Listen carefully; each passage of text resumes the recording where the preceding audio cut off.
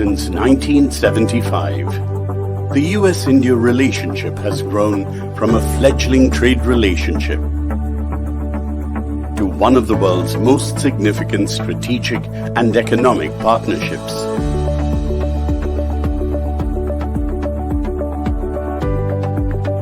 In the past year, we've seen 2 head of state visits and landmark defense and energy deals. And the unprecedented crisis of COVID-19 made collaboration and connectivity between our countries more important than ever. In a challenging time, our members are rising to the moment, and USIBC is supporting that journey. More investment, more manufacturing, more assembly here in India, and help India also become more integrated into the global supply chain. As we celebrate our 45th anniversary, the US-India Business Council is working to address the challenges of today and reimagine the future of business and society. I think the Indian government has done a great job of making technology one of the pillars by which they will improve governance and as well as the socioeconomic conditions there. Welcome to the 2020 India Ideas Summit, where leaders from government and society explore the critical questions facing businesses in the post-COVID world and work to build a better future.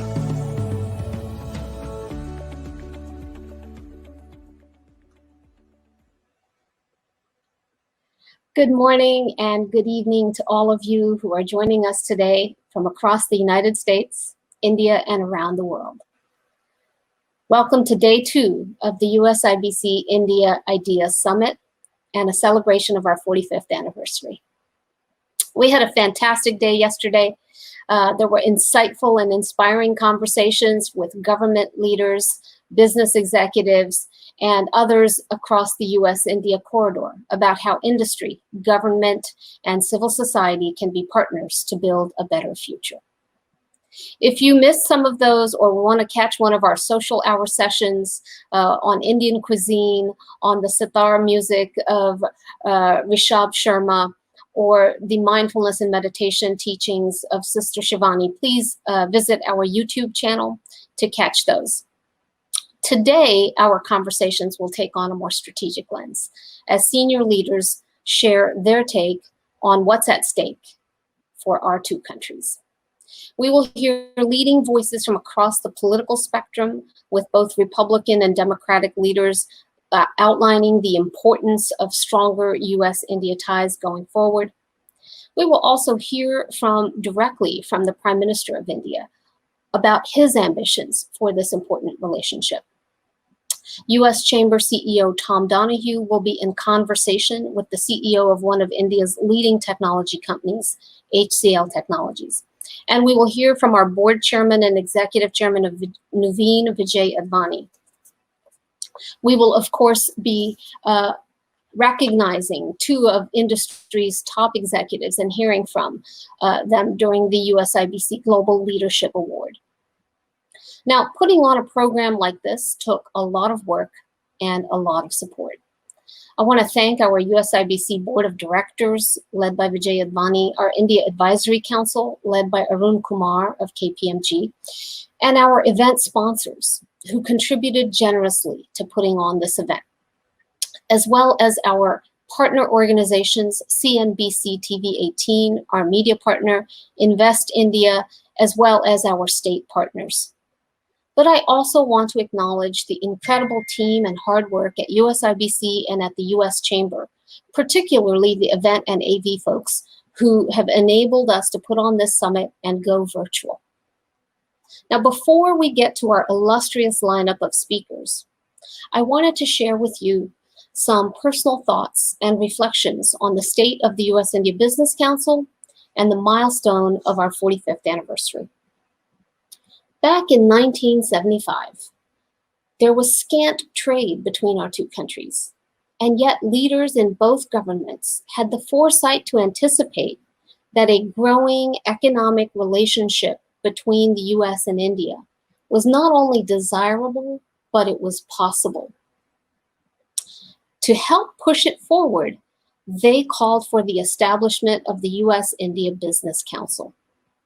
But it was the Chamber of Commerce that turned this idea into a reality. For 45 years, the U.S. Chamber has nurtured, supported, and grown this council. Now, at the beginning, the council was probably a small, little-known entity within the powerful corridors of the U.S. Chamber.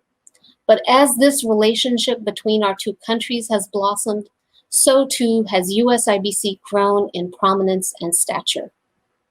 Today's USIBC stands not only as a champion for trade and commerce between our two nations. Today's USIBC is a champion of the fundamental ties that bind us and the brightest minds that build them. These are the bonds of shared values and shared aspirations, of a trusted partnership that will carry forward the ambitions of both nations and our peoples. Today, we see a world ravaged by a global pandemic. Our communities and our businesses are struggling to overcome the debilitating and isolating impact of this virus. This global fight has stressed and weakened our international institutions and tested our traditional alliances. But from crisis comes clarity. And for the US-India partnership, it is a time of singular opportunity. It is a moment for this relationship to rise to its full potential, to build a better future that we know is waiting for us. The US-India Business Council, our members, and the US Chamber are ready to do our part. We are ready to partner to develop new medicines and vaccines, not only to address the effect of the novel coronavirus, but to address all of the global health challenges that are confronting our world today. We are ready to help build tomorrow's resilient and sustainable infrastructure, enhancing productivity, generating jobs, and protecting our environment for generations.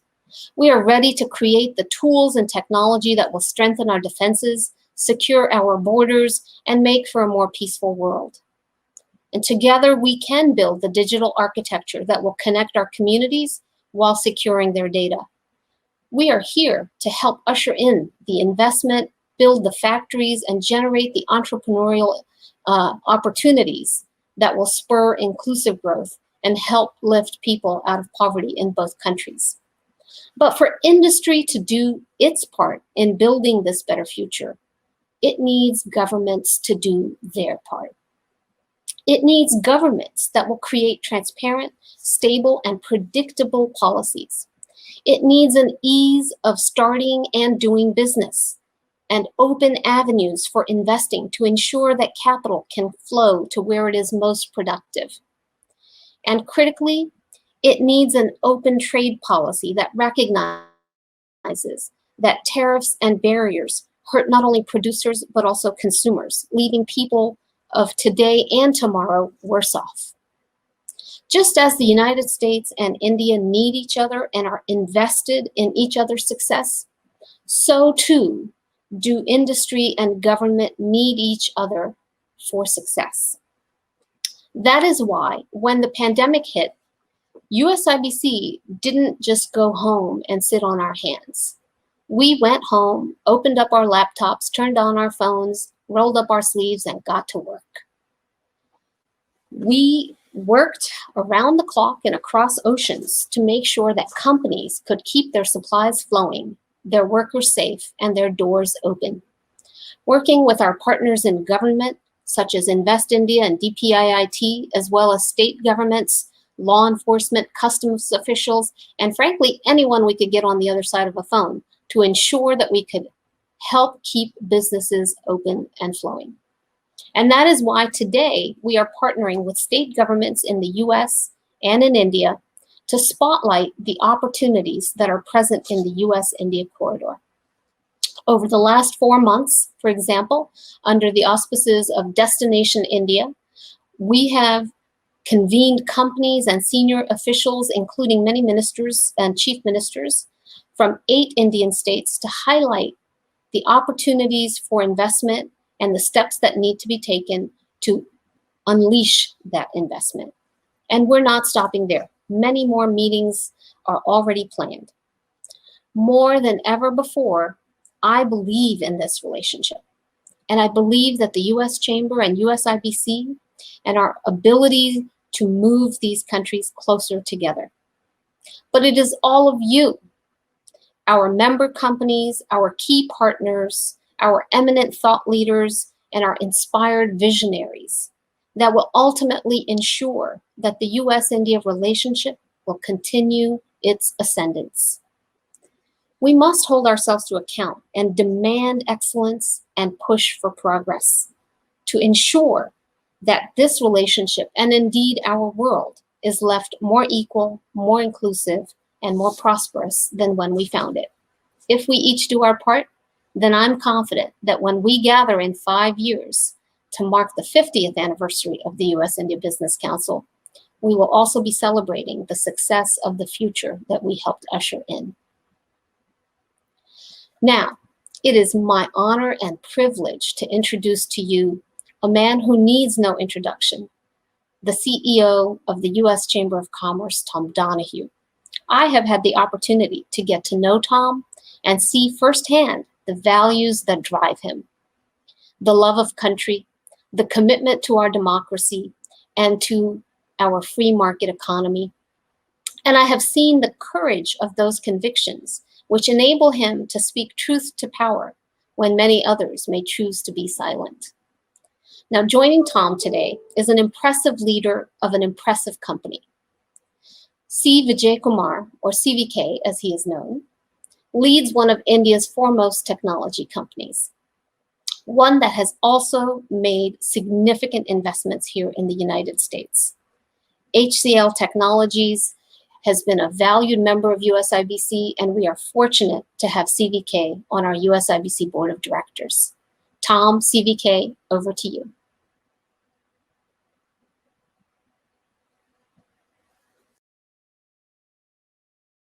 Add to what you said about how far we've come and how well we're doing together.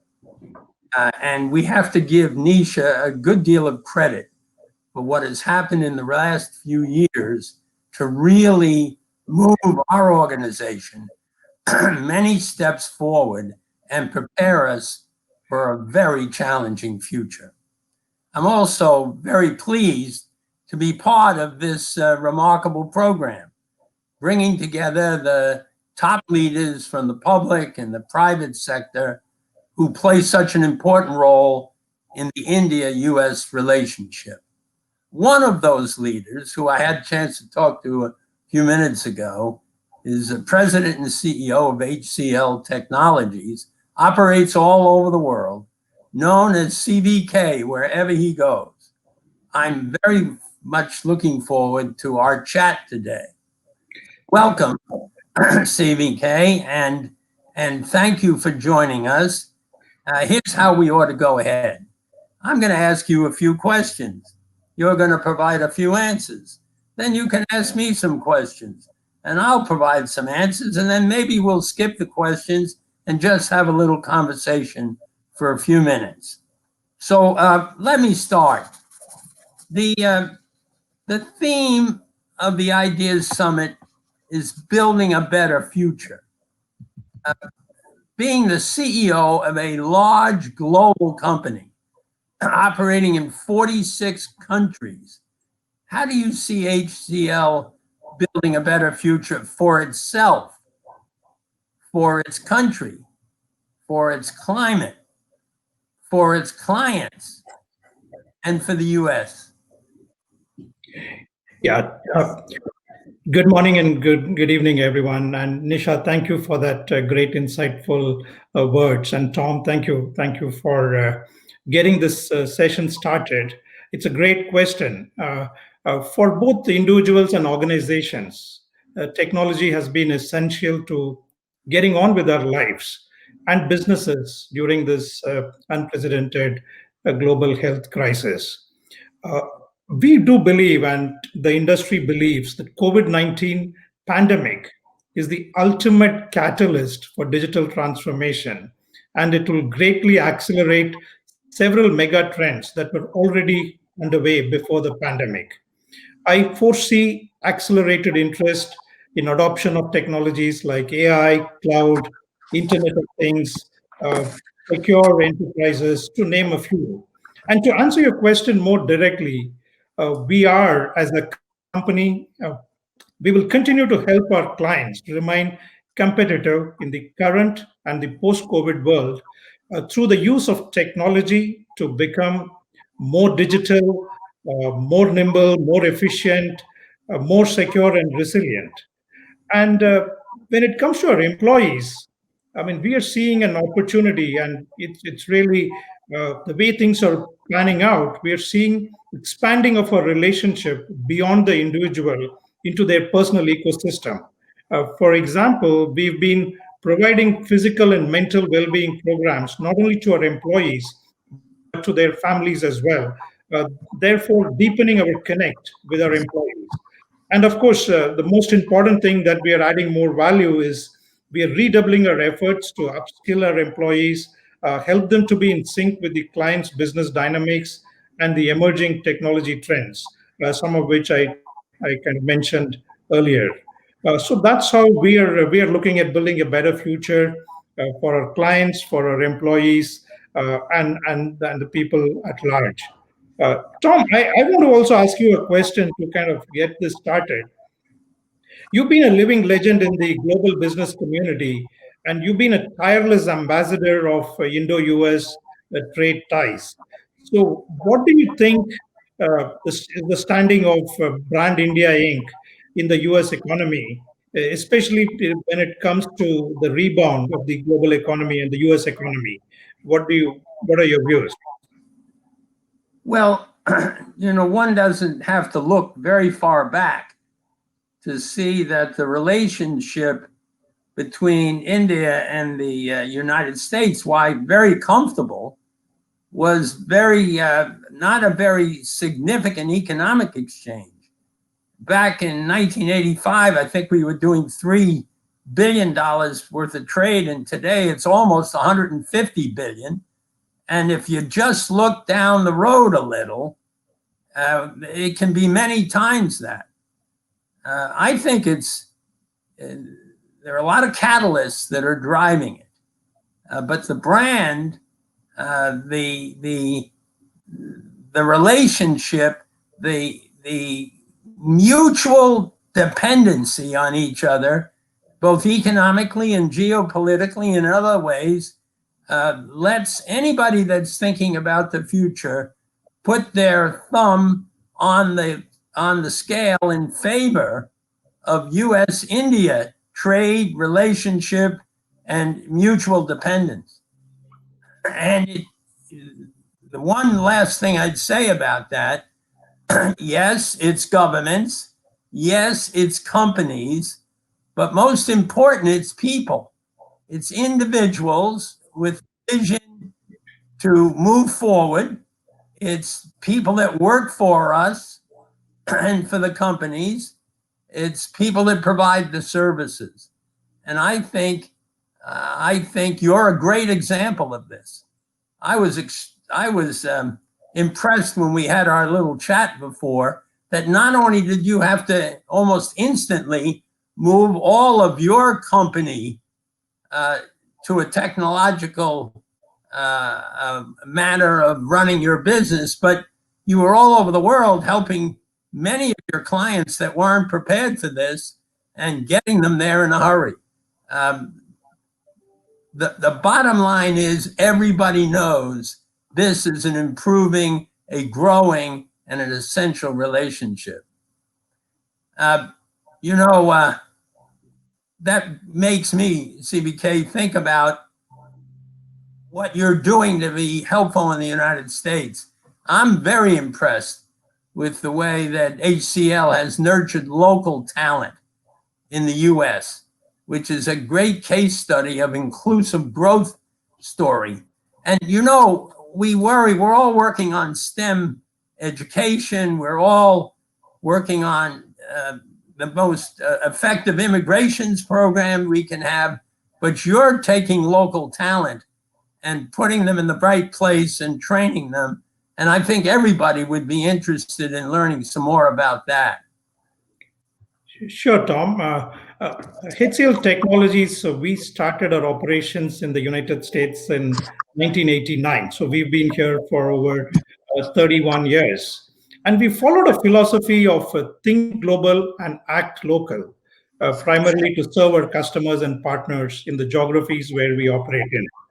And this philosophy has been driven by two core principles that drive our talent strategy.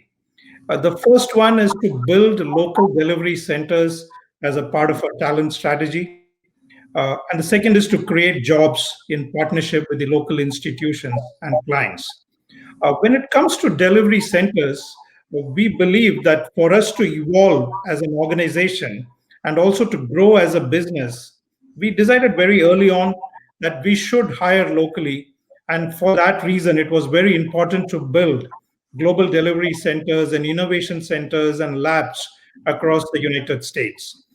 Today, we have 15 state-of-the-art global delivery centers and innovation labs across the United States, and the largest of which are in locations like Cary, North Carolina, Redmond, Washington, Frisco, Texas, and Michigan. And we also have over 30 offices across the country. And in terms of creating jobs in partnership with the local institutions and customers, today 67% of our 21,000 plus employees here in the US are locals. They're either local citizens or permanent residents. And this is a testimony to our focused efforts over the last many years to really nurture and hire a lot of local talent and nurture them to play very important technology roles that a lot of our clients are looking for all the time. And of course, we depend on visas for some certain specific skills, which are very instrumental in filling the gaps in an industry which is already short of a lot of technology skills. We are investing in STEM training. We are investing in hiring fresh graduates from universities, and also continuously investing in training the local workforce. Sometimes we take over staff from our clients and invest in retooling them to be more relevant with the new technology changes that are happening. And we've also created some programs to uplift some niche talent. For example, we created a program for veterans, veteran hiring programs in conjunction with Enable America to hire veterans and give them on-the-job training to take up opportunities in the tech sector. So I think we've done both fresher hiring, hiring from clients, hiring from the local ecosystem, and building some niche talent like Girls Pride program or the veteran program that we've done. So we've done many things, but the fundamental theme is think global, act local. That's really been the core philosophy which has been driving our presence in the US and several other countries in the world. I understand how you're doing this, and it's famous in the United States. Tell us very quickly what the pandemic did to make it more complicated in universities, in hiring, in training. It had to make life a little more difficult. Yeah. Tom, I think, like every other business, we also had to reimagine every aspect of our business, right? It's just not about working from home. It's about continuing to keep the supply chain, which is really our supply chain is all about talent, and which means going to the campuses, interviewing fresh graduates, enabling them, training them, onboarding them, and making them very talented to service our clients, right? So we had to reimagine the entire onboarding process through digital means, including background checks. All kind of prerequisites had to be reimagined, not just for freshers, but all other talent hiring. We had to pretty much reimagine how we will work with our clients to provide new solutions as they were looking for significant help during this time. So pretty much every aspect of our organization had to be reimagined. The second and most important thing is how are we interacting with our employees? Because when they come into our offices, we're able to build a lot of social capital, and there is some inherent motivation that really comes when you meet people in person. And when you have to do all that remotely, how can you remain very engaged? How can you really keep them very motivated and keep them on the top of their performance? That's an area where our teams have, our leadership has been working extensively to keep our employees very engaged and very motivated so that they will continue to deliver to our clients. Uh, that's how I would put it, Tom. Maybe I think I want to just expand the conversation a little further. What do you think are the new avenues of bilateral economic cooperation that you see between the two countries in the new emerging world? We've been doing some things. What are the new opportunities that you see here? Well, we're building on a stronger base, and you name it: energy, defense, healthcare, IT, and many more areas. There is a need for us to engage with each other, to improve the supply chain around these issues, to build the relationships that normally we would build by visiting each other. And for a short period of time, I think we're going to have to keep doing it as we talk today.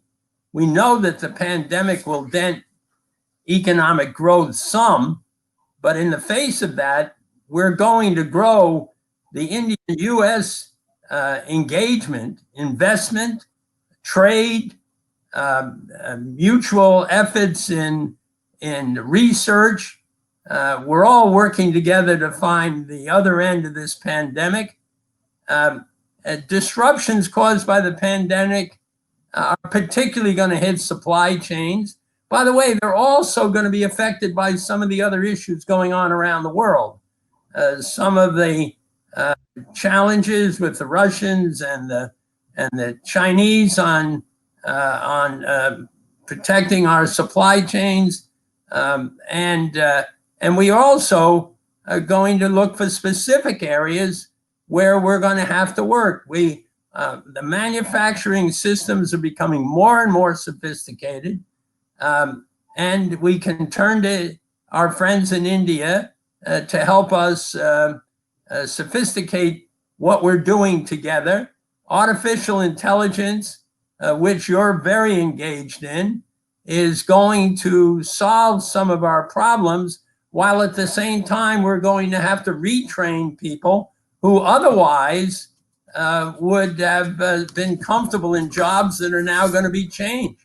All of the healthcare challenges that we face and you face with growing populations, pandemics, all of this business are going to lead to expanded research, expanded manufacturing, and finally, I think energy and the energy technology issues that we can work on together are going to define a lot about our future if we can do it in a thoughtful way.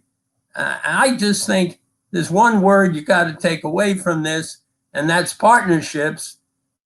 Partnerships between government and the private sector in each of our countries, and partnerships between our private sectors in the US and in India. And if we do this right, if we take the time to understand each other's objectives, and if we become more interdependent than independent on a lot of the issues we're trying to do together, I think the future is very, very bright. Yeah, thank you, Tom. That's a lot of ideas on what we can do well together. That's very interesting. Manufacturing, energy, AI, you covered a lot of topics.